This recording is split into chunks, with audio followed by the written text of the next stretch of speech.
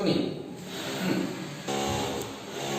Welcome to Naushad nice chemistry. Naushad nice chemistry में आपका हार्दिक स्वागत। हम लोग क्लास 12 के इलेक्ट्रोकेमिस्ट्री चैप्टर का लेक्चर नंबर 10 देखेंगे, जिसका टॉपिक है इलेक्ट्रोकेमिकल सीरीज। इलेक्ट्रोकेमिकल सीरीज ये टॉपिक हम लोग देखेंगे। इलेक्ट्रोकेमिकल सीरीज, जिसको हिंदी में कहते हैं विद्युत रासायनिक श्रेणी। विद्युत रासायनिक श्रेणी इलेक्ट्रोकेमिकल सीरीज ये क्या है? ये एलिमेंट्स का एक ऐसा सीरीज है अप टू डाउन, जिसमें एलिमेंट्स को उनके रिडक्शन पोटेंशियल के बढ़ते क्रम में सजा के रखा गया है। यानी मॉडर्न व्यू से, मॉडर्न कन्वेंशन से रिडक्शन पोटेंशियल कहते हैं उसको इलेक्ट्रोड पोटेंशियल। तो क्या है कि एलिमेंट्स का ऐसा सीरीज जिसमें एलिमेंट्स को सजाया गया है उनके स्टैंडर्ड रिडक्शन पोटेंशियल या स्टैंडर्ड इलेक्ट्रोड पोटेंशियल के इंक्रीजिंग ऑर्डर में, बढ़ते क्रम में। The series of elements का series which have been arranged, जिसको सजा के रखा गया है in increasing order of their standard reduction potential, standard reduction potential के बढ़ते क्रम में। That is अर्थात standard electrode potential, यानी स्टैंडर्ड इलेक्ट्रोड पोटेंशियल के बढ़ते क्रम में, इसको इलेक्ट्रोकेमिकल सीरीज कहा गया। अब हम लोग आज के क्लास में इलेक्ट्रोकेमिकल सीरीज आपको दिखाते हैं और फिर इलेक्ट्रोकेमिकल सीरीज के एप्लीकेशन, उनके इस्तेमाल और ऊपर बेस्ड एप्लीकेशंस हम लोग देखते हैं। चलिए स्टार्ट कीजिए।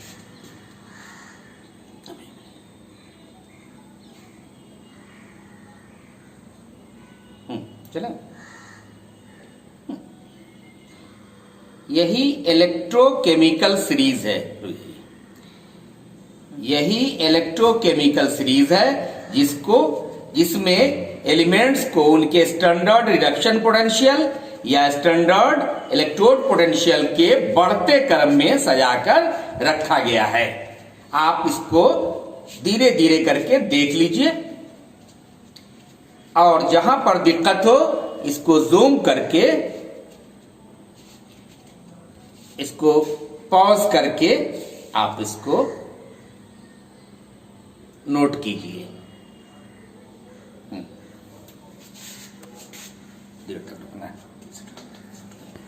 सेट कर दीजिए पूरा को पूरा एक साथ।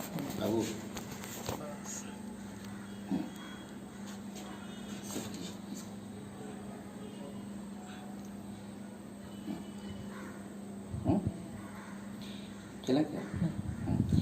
इलेक्ट्रोकेमिकल सीरीज, इसमें एलिमेंट्स को उनके इलेक्ट्रोड पोटेंशियल या रिडक्शन पोटेंशियल के बढ़ते क्रम में सजा के रखा गया है। जैसे जैसे इस सीरीज में हम नीचे बढ़ते जाते हैं वैसे वैसे एलिमेंट का रिडक्शन पोटेंशियल या स्टैंडर्ड इलेक्ट्रोड पोटेंशियल बढ़ता जाता है। सबसे पहला एलिमेंट है लिथियम, जो सबसे स्ट्रॉन्गेस्ट रिड्यूसिंग एजेंट है, और सबसे अंतिम एलिमेंट है फ्लोरीन, जो सबसे स्ट्रॉन्गेस्ट ऑक्सीडाइजिंग एजेंट है। यहां पर ऊपर में इस सीरीज में जो एलिमेंट्स हैं वो एनोड की तरफ बिहेव करते हैं, यानी पॉजिटिव इलेक्ट्रोड की तरफ, और नीचे में जो एलिमेंट हैं वो कैथोड की तरफ बिहेव करते हैं, यानी निगेटिव इलेक्ट्रोड की तरफ। इस सीरीज में बीच में सेंटर पर हाइड्रोजन है, डाईहाइड्रोजन। डाईहाइड्रोजन के ऊपर जो भी एलिमेंट हैं उनके स्टैंडर्ड इलेक्ट्रोड पोटेंशियल निगेटिव में है, और डाईहाइड्रोजन के नीचे में जो एलिमेंट हैं उनके स्टैंडर्ड रिडक्शन पोटेंशियल पॉजिटिव में है। यानी जैसे जैसे ऊपर से नीचे आते हैं स्टैंडर्ड रिडक्शन पोटेंशियल बढ़ता जाता है। ई नॉट यहाँ लोअर है, लोएस्ट, और यहाँ ई नॉट हाइयर है, हाईएस्ट। इस सीरीज में एलिमेंट का, इसको सीरीज को एलिमेंट का एक्टिविटी सीरीज भी कहते हैं। यानी एलिमेंट की जो रिएक्टिविटी है वो भी डिपेंड करती है, इस सीरीज को देखने से पता चल जाता है। जैसे मेटल है तो मेटलिक प्रॉपर्टी ऊपर से नीचे जैसे जैसे जाते हैं वो मेटल की रिएक्टिविटी घटती जाती है। देखिए मेटल की रिएक्टिविटी ज्यादा है या छोटा सर्किल है तो मेटल की रिएक्टिविटी कम है, तो मेटल की रिएक्टिविटी धीरे धीरे घटती जाती है। यानी इलेक्ट्रोपॉजिटिव नेचर एलिमेंट का यानी धीरे धीरे घटता जाता है, यानी एलिमेंट का रिड्यूसिंग पावर घटता जाता है। और उसी तरह से नॉन मेटलिक प्रॉपर्टी ऊपर से नीचे आते हैं तो नॉन मेटलिक प्रॉपर्टी जो है वो बढ़ती जाती है, यानी नॉन मेटल के रिएक्टिविटी ऑर्डर बढ़ता जाता है। ऊपर में छोटा सर्किल है यानी नॉन मेटल का प्रॉपर्टी जो है रिएक्टिविटी कम है, और नीचे में बड़ा सर्किल है तो नॉन मेटल की रिएक्टिविटी ज्यादा है, तो नॉन मेटल की रिएक्टिविटी बढ़ती जाती है और यानी एलिमेंट का ऑक्सीडाइजिंग पावर बढ़ता जाता है। इस सीरीज को याद कर लीजिएगा, इसका टेक्निक भी है जो आगे के वीडियो में हम बताएंगे। इस सीरीज में एलिमेंट है lithium, potassium, barium, calcium, sodium, magnesium, aluminium, zinc, chromium, iron, cadmium, PB, lead, cobalt, nickel, tin, PB, यहाँ पे lead, dihydrogen, copper, diiodine, iron, mercury, silver, mercury, dinitrogen, dibromine, dioxygen, chromium, dichlorine, gold, manganese और fluorine. और इस तरह से इस table को खूब बढ़िया से पढ़ लीजिएगा। इसका एप्लीकेशन या जो भी बातें शॉर्ट में आपको बताया इसको हम खूब डिटेल से फिर से बता रहे हैं। Okay, now applications of electrochemical series. Electrochemical series का इस्तेमाल, तो इसमें देखिए कई इस्तेमाल हम लोग को 6-7 पढ़ना है। यूजेस एप्लीकेशन इलेक्ट्रोकेमिकल सीरीज का पहला है to calculate the standard EMF of the cell. Cell के स्टैंडर्ड ईएमएफ को कैलकुलेट करने की इसकी जरूरत पड़ती है। किस फार्मूला से? इस फार्मूला से। क्या है भाई? तो फार्मूला आपको है ये फार्मूला, यानी E naught cell is equal to E naught cathode minus E naught anode. ठीक है, यानी सेल का ईएमएफ जो निकालेंगे वो बराबर होगा माने कैथोड के standard electrode potential minus anode के स्टैंडर्ड इलेक्ट्रोड पोटेंशियल। अब ये दोनों क्या है भाई? तो आप जानिए electrode of higher electrode potential, यानी ऐसा इलेक्ट्रोड जिसका इलेक्ट्रोड पोटेंशियल हायर हो, यानी एट लोअर पोजीशन जो नीचे में रहता हो, एक्ट्स एज कैथोड, कैथोड की तरफ बिहेव करता है यानी पॉजिटिव इलेक्ट्रोड की तरफ और उसमें ऑक्सीडेशन होता है। यानी जो इलेक्ट्रोड नीचे रहता हो उसका इलेक्ट्रोड पोटेंशियल ज्यादा होगा और वो कैथोड की तरफ बिहेव करेगा, है ना, पॉजिटिव इलेक्ट्रोड की तरफ ऑक्सीडेशन होगा उसमें, तो उसको देखें नीचे वाले। माइनस उल्टा क्या है? Electrode of lower standard electrode potential, ऐसा इलेक्ट्रोड जिसका इलेक्ट्रोड पोटेंशियल कम है यानी वो हायर पोजीशन पर है। अभी हमने बताया इलेक्ट्रोकेमिकल सीरीज जो ऊपर में है तो आप जो है ना, तो ऊपर में है जो एनोड की तरह बिहेव करता है, नेगेटिव इलेक्ट्रोड है जहां पर रिडक्शन होता है।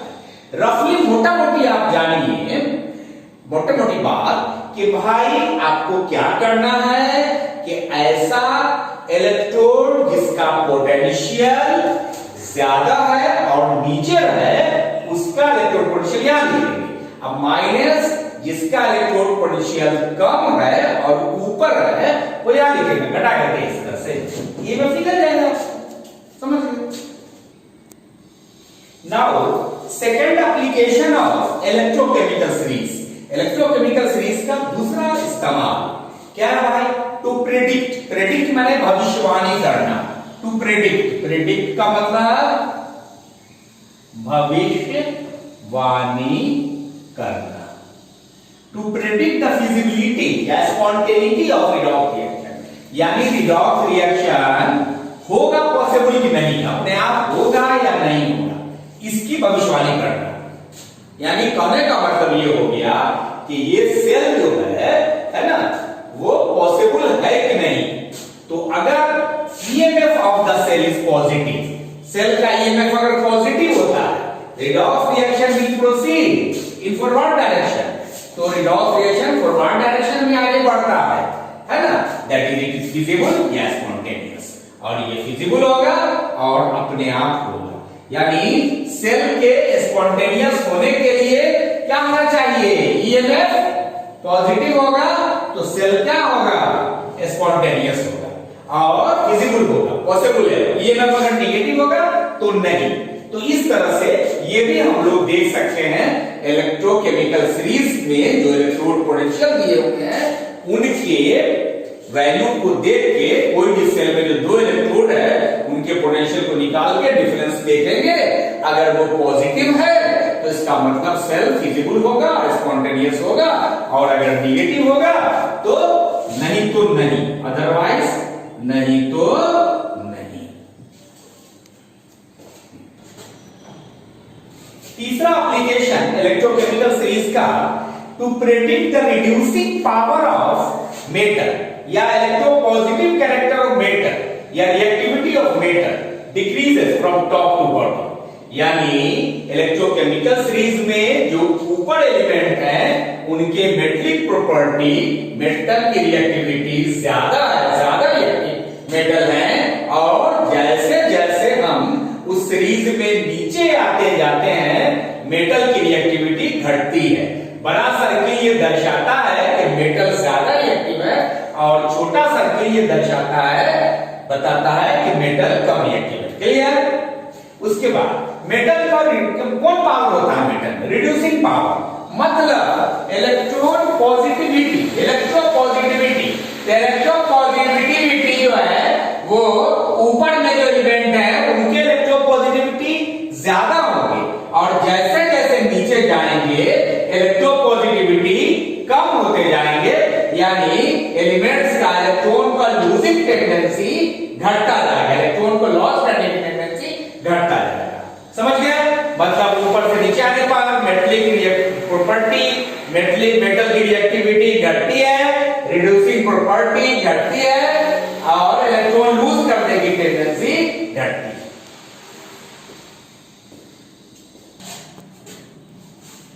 थर्ड एप्लीकेशन में जो हम लोगों ने देखा है रिड्यूसिंग पावर के बारे में इलेक्ट्रोड के या मेटल, उसका ठीक उल्टा यहां है, वहां था मेटल का रिड्यूसिंग पावर, यहां नॉन मेटल का ऑक्सीडाइजिंग पावर। टू प्रेडिक्ट, भविष्यवाणी करने में, the oxidising power of non metal, है ना? नॉन मेटल का मतलब निगेटिव एलिमेंट, इलेक्ट्रोनेगेटिव कैरेक्टर वाले, increases from top to bottom.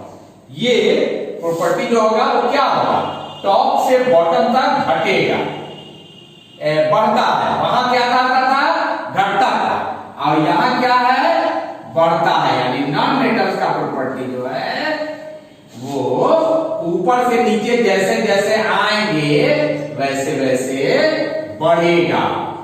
Non metal, अब वहां था घटता था, तो छोटा सर्किल बता रहा है कि कम है, अब बड़ा सर्किल बता रहा है कि ज्यादा है। तो रिएक्टिविटी क्या हो रहा है? धीरे धीरे रिएक्टिविटी इंक्रीज है, बढ़ता है ना? नॉन मेटल का टॉप टू बॉटम आने पर। उसी तरह से नॉन मेटल का मतलब ऑक्सीडाइजिंग प्रॉपर्टी वाला एलिमेंट, यानी इलेक्ट्रोनेगेटिविटी। तो इलेक्ट्रोनेगेटिविटी भी जैसे जैसे नीचे ऊपर से नीचे आएंगे, टॉप से बॉटम आएंगे, तो क्या होगा? ये धीरे धीरे बढ़ेगा, धीरे धीरे बढ़ेगा इलेक्ट्रोनेगेटिविटी, यानी इलेक्ट्रॉन गेनिंग कैपेसिटी टेंडेंसी धीरे धीरे ऊपर से नीचे आने पर बढ़ता है, और इलेक्ट्रोपॉजिटिविटी जो है ऊपर से नीचे आने पर घटता है। यानी जो बातें वहां आपने देखा है उसका ठीक यहां उल्टा है। ठीक है? तो इससे प्रॉब्लम देखो पूछे जाते हैं। चौथा एप्लीकेशन हम लोगों ने देखा, पांचवा एप्लीकेशन अब हम देखते हैं। Now fifth application of electrochemical series, electrochemical series का पांचवा इस्तेमाल, टू प्रेडिक्ट, भविष्यवाणी करने में। द डिस्प्लेसमेंट रिएक्शन क्या होता है कि किसी भी मेटल सॉल्यूशन में कोई दूसरा मेटल डालते हैं तो वो सॉल्ट सॉल्यूशन के मेटल को डिस्प्लेस कर देता है, हटा देता है, उसकी जगह अपने ले लेता है। ये डिस्प्लेसमेंट रिएक्शन कहलाता है। ठीक है, तो माने किसी कंपाउंड से एक एलिमेंट को हटाकर उसकी जगह ले लेना डिस्प्लेसमेंट होता है। तो डिस्प्लेसमेंट रिएक्शन आ जाएगी। तो metal which lies above hydrogen in this series reacts with water to and evolve hydrogen। माने इस इलेक्ट्रोकेमिकल सीरीज में आपने देखा है कि बीच में डाई हाइड्रोजन H2 है ना? तो डाई हाइड्रोजन H2 के जो ऊपर एलिमेंट है वो वाटर, जो मेटल है H2 के ऊपर, मिडिल पोजीशन के ऊपर, वो वाटर के साथ H2O के साथ रिएक्शन करने पर H2 को डिस्प्लेस कर देता है, हटा देता है, निकाल देता है। ठीक है, और जो डाई हाइड्रोजन के नीचे है एलिमेंट, वो वाटर के साथ हाइड्रोजन को निकालता नहीं है। तो इस तरह से ये हो गया है metal which lies above hydrogen reacts with water involve di. दूसरा आ जाइए, यहां तो हो गया वाटर से H2 को निकालना। अब आइए डाइल्यूट एसिड से डाई हाइड्रोजन को निकालना, H2 को निकालना। इसमें वही बात कि ऊपर से नीचे जैसे जैसे हम टॉप से बॉटम इस सीरीज में आते जाते हैं तो जो मेटल ऊपर है वो डाइल्यूट एसिड से H2 को निकाल देता है ना? और जो मेटल डाई हाइड्रोजन के जो मेटल नीचे है वो डाइल्यूट एसिड से डाई हाइड्रोजन को निकालता नहीं है ना, इवॉल्व नहीं करता। और डाइल्यूट एसिड से H2 को निकालने की टेंडेंसी जैसे जैसे हम ऊपर से नीचे आते जाते हैं वह टेंडेंसी घटती जाती है। यानी tendency of metal tendency to liberate H2, hydrogen को मुक्त करने की, फ्रॉम डाइल्यूट एसिड से डिक्रीजेस, घटती है, फ्रॉम टॉप टू बॉटम, ऊपर से नीचे। मेटल्स बिलो डाई हाइड्रोजन जैसे copper, silver, gold do not evolve diagonal from dilute acid. यानी कॉपर, सिल्वर और गोल्ड डाइल्यूट एसिड से डाई हाइड्रोजन को रिप्लेस नहीं करता है। और पांचवा एप्लीकेशन का थर्ड पॉइंट कि ऐसे मेटल जिनके स्टैंडर्ड इलेक्ट्रोड पोटेंशियल कम होते हैं, यानी जो ऊपर है इलेक्ट्रोकेमिकल सीरीज में अपर पोजीशन पर है और ज्यादा इलेक्ट्रोपॉजिटिव है, वो क्या करेंगे, वो सॉल्ट सॉल्यूशन से कम इलेक्ट्रोड पोटेंशियल वाले एलिमेंट को जो कम इलेक्ट्रोपॉजिटिव है लोअर पोजीशन पर, उसको डिस्प्लेस कर देते हैं। यानी metal having lower electrode potential, कम इलेक्ट्रोड पोटेंशियल वाले मेटल यानी इलेक्ट्रोपॉजिटिव ज्यादा इलेक्ट्रोपॉजिटिव है और ऊपर में will displace the metal को डिस्प्लेस करते हैं from the salt solution से has higher value of E naught, जिसका इलेक्ट्रोड पोटेंशियल का स्टैंडर्ड इलेक्ट्रोड पोटेंशियल का वैल्यू ज्यादा है उसका, यानी जो लेस इलेक्ट्रोपॉजिटिव है लोअर पोजीशन पर। मतलब जो मेटल इस सीरीज में ऊपर है वो नीचे वाले मेटल को उनके सॉल्ट सॉल्यूशन से डिस्प्लेस कर देता है। काहे कि ऊपर वाला मेटल जिसका इलेक्ट्रोड पोटेंशियल कम है वो ज्यादा रिएक्टिव है और नीचे वाला मेटल जिनका इलेक्ट्रोड पोटेंशियल ज्यादा है वो कम रिएक्टिव है।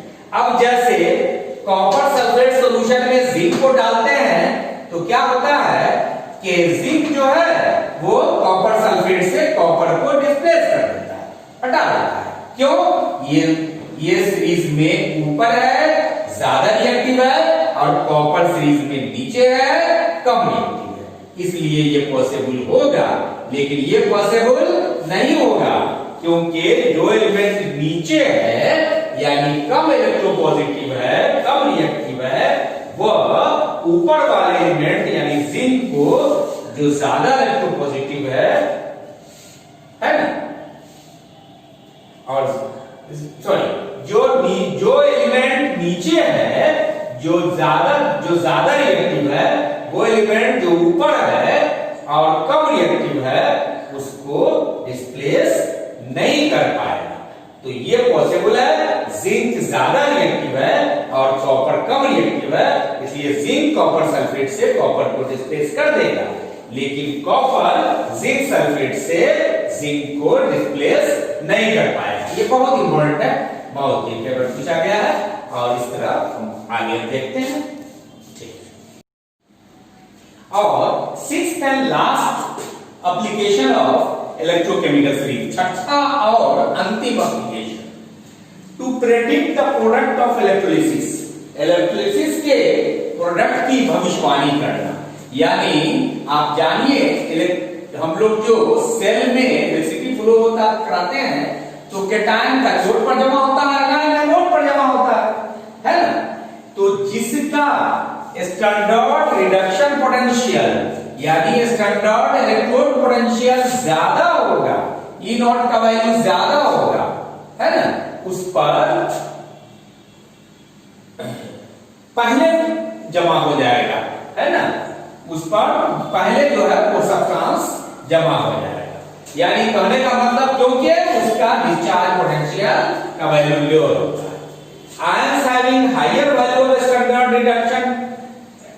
रिडक्शन पोटेंशियल, ऐसा आयन इसका स्टैंडर्ड रिडक्शन पोटेंशियल यानी कि हाँ ज्यादा है, ठीक है, वो आयन पहले कैथोड पर जमा हो क्योंकि उसका डिस्चार्ज पोटेंशियल कम है।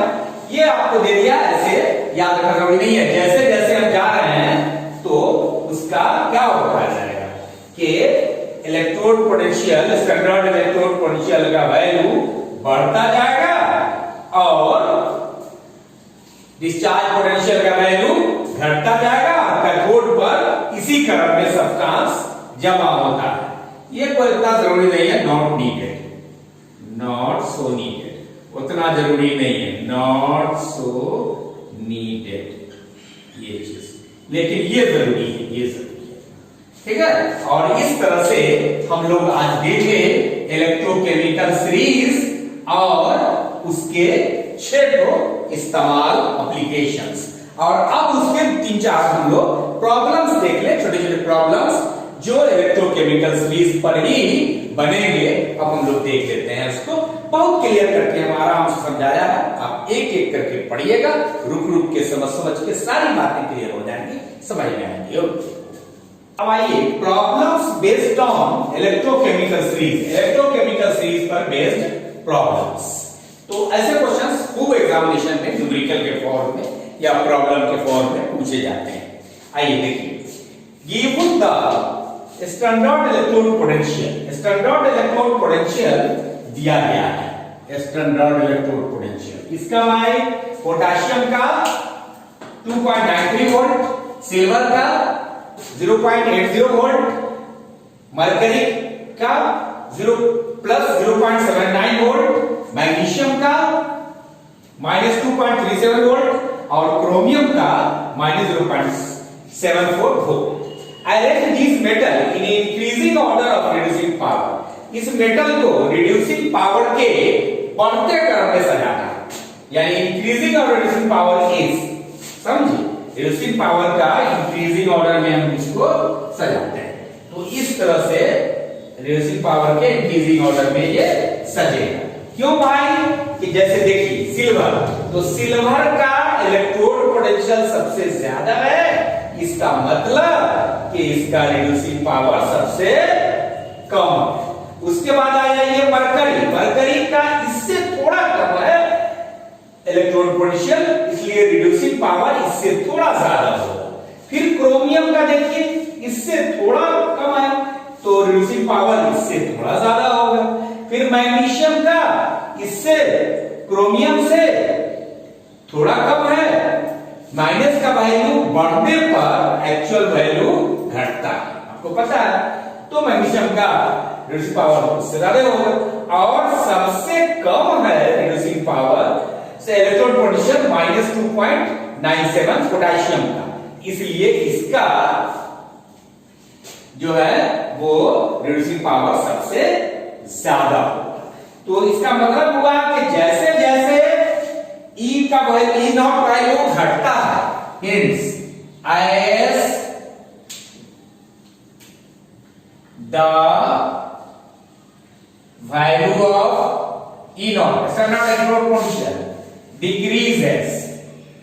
decreases है ना, the power reducing power increases, reducing power increases, बस यानी reducing power is inversely proportional to this, इसका वैल्यू घटेगा, reducing power बढ़ेगा। चलिए एक प्रॉब्लम है बताया, इस तरह के बहुत प्रॉब्लम पूछे जाते हैं, एक सैंपल के तौर पर दिखाया, तो इस तरह के और प्रॉब्लम आपसे बन जाएंगे।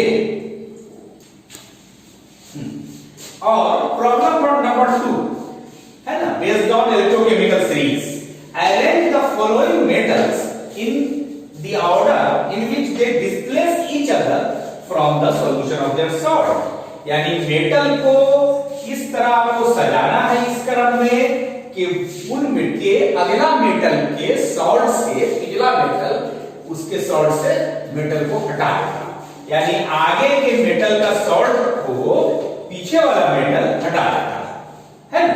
तो आ जाइए, इसका मतलब हुआ इस है ना कि decreasing order of reducing strength के क्रम में हमको सजाना है, ठीक। अच्छा, जैसे मैग्नीशियम है, मैग्नीशियम, उसके बाद एल्युमिनियम, फिर जिंक, फिर आयरन, कॉपर, सिल्वर। तो इसमें क्या है कि हर पीछे वाला मेटल जो है आगे वाले मेटल के सॉल्ट से उस मेटल को हटा देगा। जैसे जिंक अभी पढ़ा आपने कि जिंक मेटल जो है वो कॉपर सल्फेट से कॉपर में रिप्लेस कर देगा, उसी तरह जिंक मेटल जो है आयरन के सॉल्ट से आयरन को रिप्लेस कर देगा, एल्युमिनियम मेटल जिंक के सॉल्ट से जिंक को रिप्लेस कर देगा। यानी जो पहला मेटल है वो ज्यादा रिएक्टिव है और ज्यादा रिड्यूसिंग पावर रखता है, अब बाद वाला मेटल जो है वो कम रिएक्टिविटी के घटते क्रम में जाएगी, आपके जानते ही है ना, काहे भाई, तो हम लोग को इलेक्ट्रोड पोटेंशियल के बढ़ते क्रम में जाएगा, यानी E not is inversely proportional to reducing power, यानी किस मेटल का स्टैंडर्ड इलेक्ट्रोड पोटेंशियल का या रिडक्शन पोटेंशियल का वैल्यू ज्यादा होगा, रिड्यूसिंग पावर कम होगा, जिसका स्टैंडर्ड इलेक्ट्रोड पोटेंशियल या स्टैंडर्ड रिडक्शन पोटेंशियल का वैल्यू कम होगा, उसका रिड्यूसिंग पावर ज्यादा होगा। ओके, और इस तरह से प्रॉब्लम हम लोगों ने दूसरा प्रॉब्लम क्लियर किया। सेकेंड, नाउ और थर्ड प्रॉब्लम देखिए, based on electrochemical series, electrochemical series पर बेस्ड तीसरा प्रॉब्लम क्या है भाई, can you store copper sulphate solution in A zinc pot, क्या जिंक के बर्तन में कॉपर सल्फेट सॉल्यूशन रख सकते हैं?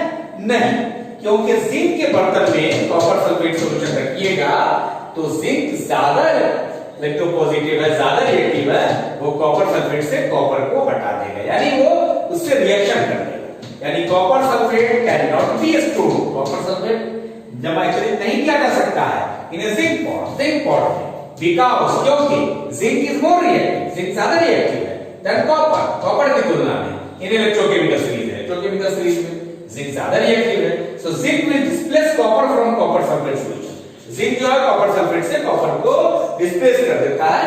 ये हम लोग अभी तुरंत देखे भी है ना, एप्लीकेशन में भी देख रहे हैं।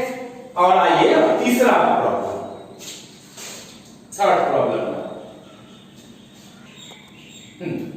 और now fourth problems based on electrochemical series, electrochemical series पर आधारित चौथा प्रॉब्लम क्या, consult the table of standard electrode potential, यानी E नॉट का टेबल को आप कंसल्ट कर लीजिए, है ना, उसका वैल्यू यहां दिया हुआ नहीं है, आपको बताया ही है। इलेक्ट्रोकेमिकल सीरीज जो आपने अभी जस्ट थोड़ी देर पहले देखा, तो उसको कंसल्ट कीजिए, उसको देखिए एंड सजेस्ट और सुझाव दीजिए 3 सब्सटेंस, 3 सब्सटेंस के बारे में बताना that can oxidise ferrous ion, जो कि फेरस आयन को ऑक्सीडाइज कर देता है, फेरस आयन Fe2+, फेरिक होता है Fe3+, है ना। Fe2+ को सुटेबल कंडीशन में ऑक्सीडाइज कर देता है।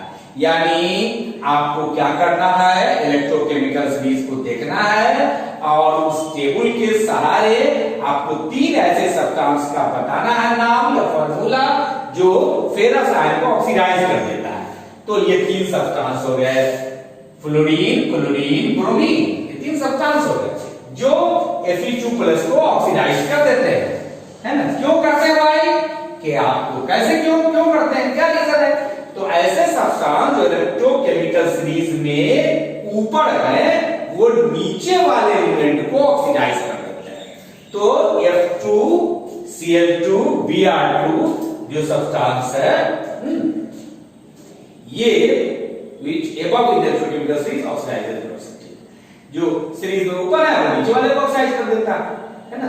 तो आयरन को ये तीनों ऑक्सीडाइज कर देगा, वो टेबल से आप देख लीजिएगा, समझ जाइएगा, ठीक है।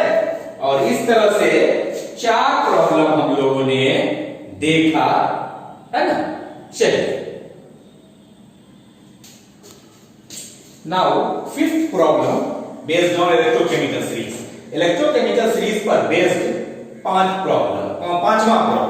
इसमें क्या है, 5 क्वेश्चन अलग से दिए हुए हैं, ये सब दिया हुआ है आपको क्या करना है कि इलेक्ट्रोकेमिकल सीरीज पहले निकाल लेना है, जो हमने आपको थोड़ी देर पहले बताया है लिस्ट, वो टेबल इलेक्ट्रोकेमिकल सीरीज या फिर बुक में भी आपको दिया हुआ है, वो देख लेना है।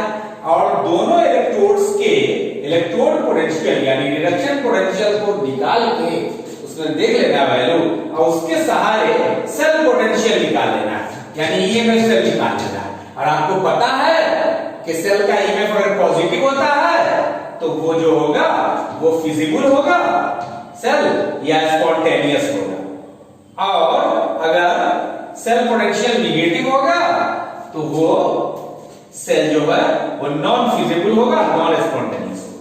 तो using standard electrode potential, standard electrode potential का इस्तेमाल करके गिवन इन द टेबल, जो कि टेबल में दिया हुआ है यानी इलेक्ट्रोकेमिकल सीरीज में दिया हुआ है, प्रेडिक्ट भविष्यवाणी कीजिए if the reaction between following is feasible, यानी इन दोनों के बीच का रिएक्शन क्या फिजिबल है, स्पॉन्टेनियस रिएक्शन होगा या नॉन स्पॉन्टेनियस।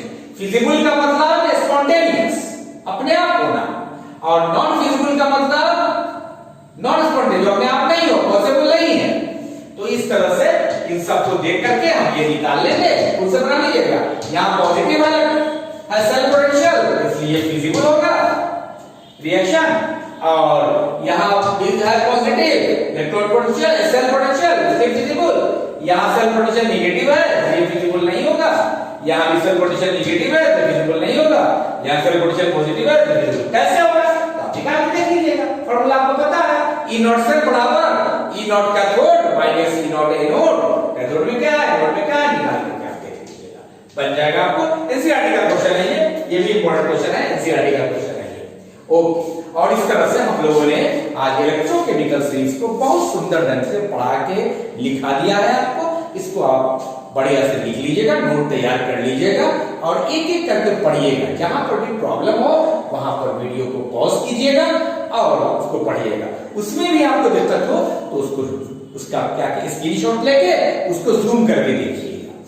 और आवाज अगर इको बन रहा हो या दिक्कत हो सुनने में तो उसका उपाय है कि एयरफोन यूज कीजिए, अच्छे किस्म का एंड्रॉइड मोबाइल यूज कीजिए, है ना।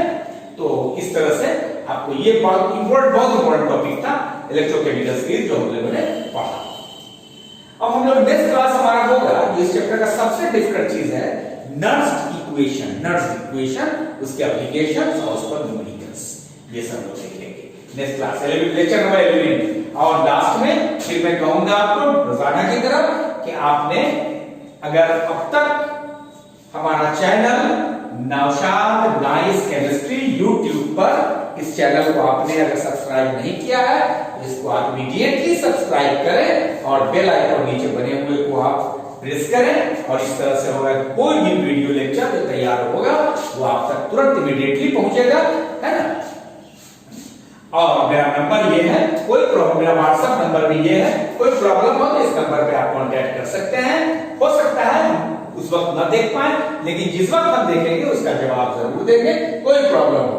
और बाकी जो क्लास हमारा रेगुलर क्लास जो होगा उसमें भी आपके प्रॉब्लम सॉल्व होंगे। तो इस तरह से जितना मैं लेक्चर दे रहा हूं उतना इनफ है, सफिशिएंट है प्लस टू एग्जाम के लिए भी और कंपटीशन कंप्लीट करने के लिए भी। खाली ऑब्जेक्टिव मैक्सिमम बनाना है, हर टॉपिक पर आपको सैकड़ों ऑब्जेक्टिव बनाने पड़ेंगे, तब ये पॉसिबल हो पाएगा आपको कंप्लीट करना। मगर थ्योरेटिकल पोर्शन जो है वो उतना ही पढ़ना, उससे ज्यादा नहीं पढ़ना है। फिर मेरे वीडियो को सब्सक्राइब कीजिए, बेल आइकन दबाइए, लाइक कीजिए जितना ज्यादा से ज्यादा हो, जितना ज्यादा ज्यादा शेयर कीजिए, और जो पॉजिटिव या नेगेटिव जो भी कमेंट है आपका वो कमेंट कीजिए और मुझे सुझाव दीजिए कि इस वीडियो लेक्चर को और मैं कैसे सुधारूं और कैसे इंप्रूव करूं। और ज्यादा से ज्यादा बच्चों को आप कहिए कि नौशाद सर का क्लास जो है वीडियो क्लास चल रहा है, वो आप उसको YouTube चैनल पर नौशाद नाइस केमिस्ट्री के नाम से उसको आप सब्सक्राइब करो, ज्यादा लोगों को, ताकि व्यूज बढ़े, और व्यूज बढ़ेगा लाइक बढ़ेंगे तो हम ज्यादा इंकरेज होंगे और बढ़िया लेक्चर हम दे पाएंगे। Okay, good bye, see you again tomorrow.